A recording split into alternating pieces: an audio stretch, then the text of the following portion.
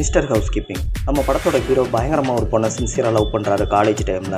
அந்த பொண்ணுக்கு ப்ரப்போஸ் பண்ணுறாரு. அந்த பொண்ணுக்கு இவனை கண்டாலே ஆக மாட்டேங்குது, சுத்தமாக பிடிக்கல. அதனால் ப்ரப்போஸை ரிஜெக்ட் பண்ணிடுறா.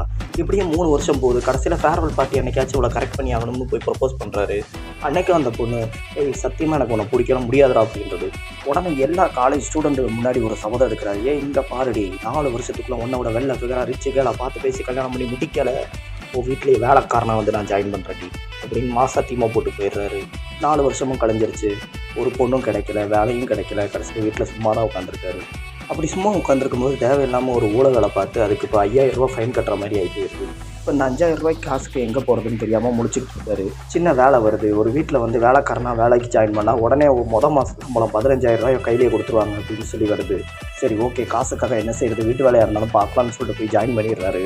கதவை திறந்து யார் ஓனர்னு பார்த்தா இவங்க லவ் பண்ணால் அதே பொண்ணு தான். கடைசியில் என்ன ஆச்சு, இவர் அந்த பொண்ணை கரெக்ட் பண்ணிட்டாரா இல்லை அந்த பொண்ணை திருப்பி வழக்கமாக அடிச்சு பட்டி விட்டுருச்சா அப்படின்றது தான் மீதி கதை.